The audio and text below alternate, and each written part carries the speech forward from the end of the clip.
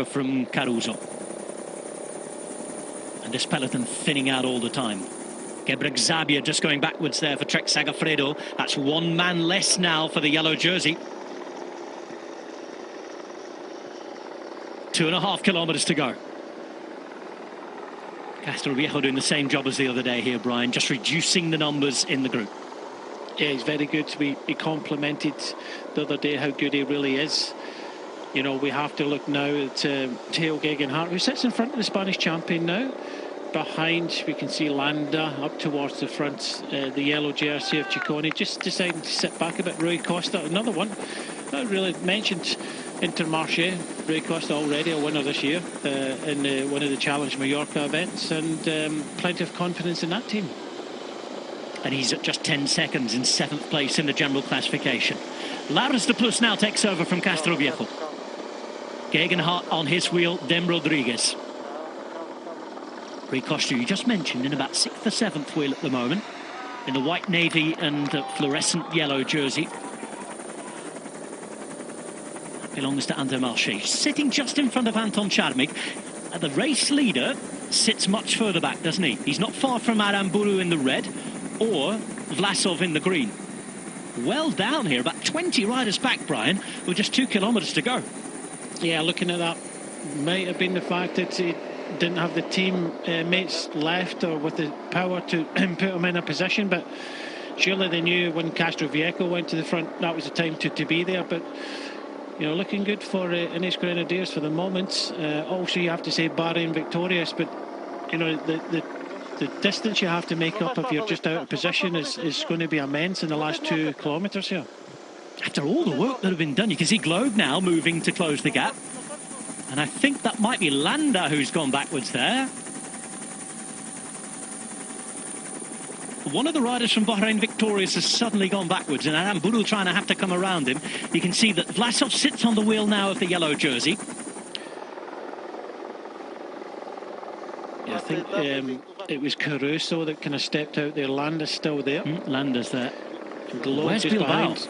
Bilbao is behind the yellow jersey. Yeah. There we go. 1.5 kilometers to go. Still Laurens de Plus. Theo Gegenhardt is next. Charmik still has 1 man remaining. And there's the yellow jersey. All on his own here now, Giulio Ciccone. He's got Kenny Elissonde right at the back of the group. Caruso, who you spotted going backwards there, Brian, is right at the back of this group.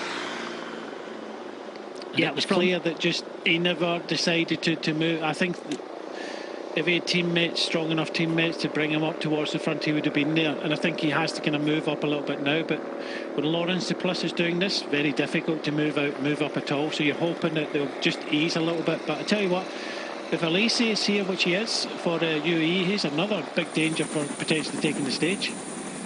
Quick chat there between Gegenhardt and Rodriguez. Rodriguez is on the radio. He's moved into 2nd position here.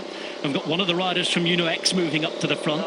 For now, we're approaching the final kilometre, and I think we're in the last throws there of Laurens de Plus, who finishes. Yeah, I think this is Torsten Train now, 1 kilometre to go. So Torsten Train is there with Rodriguez, and I think it's a good move. I think they are going with Theo Gegenhardt in this one. Gegenhardt, who sits behind the Spanish champion, his teammate Rodriguez. Now Vlasov is going to start to be moved up. Bilbao is going to follow him. Aramburu is still there. They've got to be careful with the mass sprinter from Movistar. He is having quite the start to the season. Remember, Movistar more top 10s than anyone. They had several again yesterday. They're looking for what would be a huge win here against some very big general classification company. Rui Costa's in there, Thomas Gloag. And now Landa sits a little further up as well. Look out for Charmik in the white jersey, the best young rider. McNulty's in the mix here as well. There's a whole host of riders as we're approaching the final 500 metres. And this is how many riders forecasted it today. A sprint from a reduced bunch with 10, 6 and 4 bonus seconds available. Remember, just 4 seconds separate the top 3 in this race as well. And the yellow jersey, winner of the stage the other day, is going to have to be in the mix if he wants to hold on to the lead. That's Giulio Ciccone. He moves up on the top centre of your picture now, left-hand side. And he's following the man with the number 1 on his back, the defending champion, Alexander Vlasov. This is now Rodriguez, the Spanish champion. Theo Gegenhardt is just behind him. And he's the best placed rider in the general classification at the moment for Ineos Grenadiers at 10 seconds from the race lead. Just a few hundred metres remain now, and we're almost on the finish here. It's going to be at the sprint at the top of the mountain on day 4, the final mountain of the Tour of Valencia. Landa waits. Landa keeping his powder dry for now. Nobody able to get beyond the power of Carlos Rodriguez for the minute, but it's about to be launched because there are riders getting out the saddle. Here goes Theo Gegenhardt now with 300 metres to go. It's a lead out at the top of the mountain. Sprint trains for climbers here with Rodriguez, and you can see now the yellow jersey moves up. 200 metres to go. Left-hand turn, but Giulio Ciccone is well out of position here. Vlasov moving as well, and here goes Theo Gegenhardt to the front. Gegenhardt is there with Globe trying to come around, but look at the power of Gegenhardt. He has a gap here. Final turn to the right-hand side. Theo Gegenhardt going for the line and wins for the Ineos Grenadiers. Third place, though, going to Giulio Ciccone. He takes the bonus seconds, holds on the yellow jersey, but the stage win goes to Theo Gegenhardt of the Ineos Grenadiers. Super stage win, and it was like watching a sprint train there from Ineos Grenadiers. It was just so fast there. I'm so glad for Theo. The other day there, he showed, he made efforts, he was trying to help Carlos Rodriguez, but while that was some lead out, they couldn't move up. Ineos Grenadiers had total control of that. Carlos Rodriguez with that kind of final effort. Everybody was on hands and knees, and it's who had enough strength left in the legs to deliver. And Theo made it look easy, just as Ciccone made it look easy in the first. He'll be ruining the fact that he got relegated the other day now when he finished second, because I believe that I think he would be in the race lead now. But you don't look at that, you take the stage win. But I tell you what, Thomas Gloag, he was second. Brits 1 and 2 with, as you said, Ciccone coming in third there, with Vlasov taking no bonuses in fourth place. So what a finish that was, and it's still going to be close at the top. The Giro d'Italia winner gets just a 6th career victory, and his first since riding into the square in Milan and pulling on the pink jersey. From 2020 to 2023, all the pressure on him. This will feel fantastic for Theo Gegenhardt. He will feel he's back. The man on the right in the yellow and black will feel he's arrived. It's Gegenhardt from Gloag, and Giulio Ciccone might just feel that he's on the verge of winning a first ever stage race. It's Gegenhardt, it's Gloag, and just about Ciccone. That'll feel good.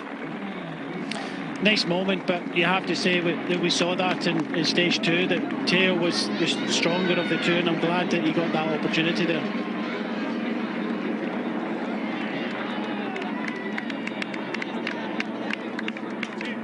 After no wins since October 2020, it's next to the Holy Cave at the top of the mountains, where there's divine intervention for Theo Gegenhardt.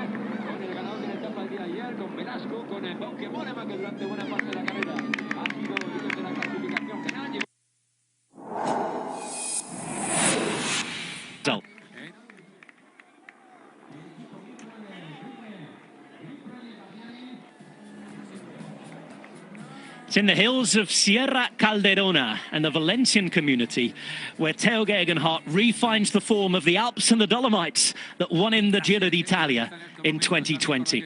He's right back, and he's taken a first victory since 2020.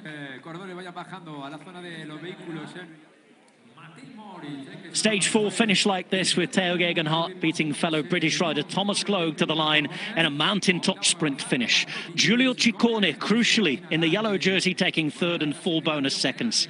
Vlasov in fourth and Landa in fifth on the day. Doing to the general classification exactly this. Giulio Ciccone now leading by 4 seconds going into the final stage. 7 ahead of Bilbao, 8 in front of Vlasov and Gloag, with Costa, Landa, Aramburu, Charmig and Rodriguez all in the top 10. And the top 10 separated by just 20 seconds, with an expected sprint to come in Valencia, but with a more difficult stage than we've had in the last few years. Anything can still happen here.